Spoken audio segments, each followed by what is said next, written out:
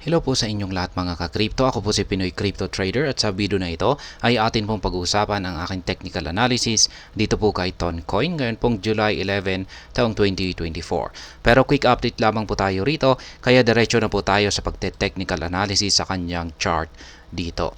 At ayan, tulad po ng aking naging previous technical analysis dito kay Toncoin ay masasabi kong patuloy lamang po ito sa kanyang pagbagsak. Yan, yung kanyang naging pag-angat dito nitong nakalipas po na July 8 hanggang dito noong July 9. Ayan, tumalbog po siya sa support line natin dito sa 7.062. Ay gaya ng aking previous technical analysis ay isa lamang po itong minor retracement kung saan ay bumubuelo lamang po siya para muli po niyang subukang basagin yung support line natin dito na 7.062. At kung sa pagkakataon na ito ay kung magagawa po niyang basagin ito ay dito na po tuluyang makakaranas ng pagbagsak si Toncoin kung saan ay posible po siyang umabot hanggang dito sa 6.207. Pero kapag hindi po niya magagawang basagin yung support line natin dito ay mauuwi po muna ito sa isang mahaba-habang pagko-consolidate or pagsa-sideways dito sa pagitan po ng major resistance line natin dito at support line natin dito. Pero mukhang malabo po yung mangyari kasi mukhang napakatindi po ang bearish na kalagayan nitong si Toncoin. Kasi nitong mga nakalipas po na araw ay meron po kasi siyang isang pattern dito na binubuo ng dalawang kulay puti na linya at isa po itong descending pattern. At matagal-tagal na po siyang naglalaro dito at nitong nakalipas po na July 4 ay dito po siya nakaranas ng breakout dito sa kanyang lower portion. At isa po itong bearish breakout na nagsasabing makakaranas po ng isang pagbagsak ang market price ni Toncoin. Kaya ang tanging pumipigil lamang po sa pagbagsak ni Toncoin ay ang minor support line natin dito sa 7.062. Kaya yan po yung nasabi ko kanina na kung pag makakaranas po siya ng breakout dito or mababasag po yung support line natin dito ay posibleng dito na po siya makakaranas ng isang matinding pagbagsak at posible po itong umabot hanggang dito sa 4.708. Ito po yung pinakamababa na maaari po niyang ibagsak base sa ating pattern na nabasag dito. Yan. Pero syempre hindi pa ako nakakasiguro kung dyan po talaga siya aabot. Posibleng dito po sa 5.509 or hanggang dito lamang sa 6.207. Ayan, makikita naman po natin yan. Mararamdaman po naman po natin sa puwersa ng mga bears kung gaano po sila katindi.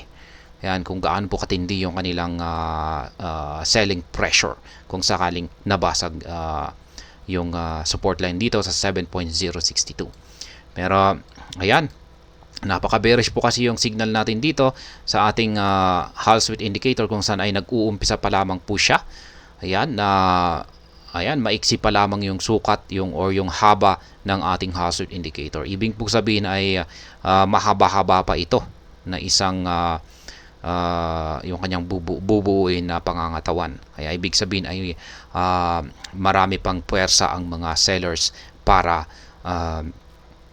magbigay ng para gawing kung saan ay ang kalagayan ni Toncoin ay medyo makakaranas po siya ng matagal-tagal na bearish momentum or mga ilang araw.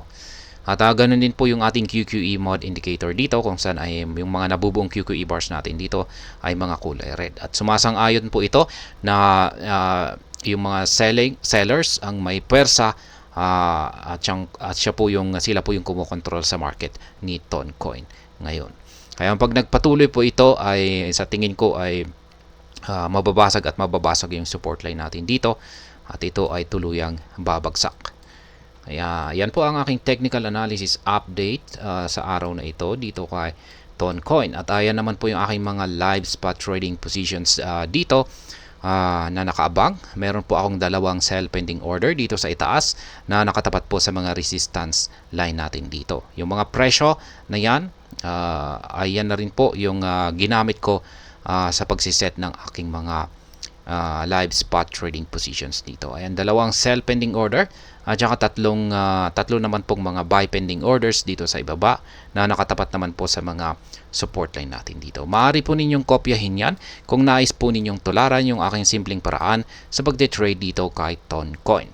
Para sabay-sabay po tayong nakakapag-take profit kapag umaangat ito at sabay-sabay naman po tayong nakakabili sa tuwing ito ay nakakaranas ng pagbagsak. Sa mga bago lamang po rito ay check na lamang po ninyo ang description ng video na ito para malaman kung anong platform at mga indicators ang ginagamit ko dito. At hanggang dito na lamang po tayo sa video na ito mga ka-crypto. Marami pong salamat sa panunood, ingat po tayo lagi at God bless po sa ating lahat.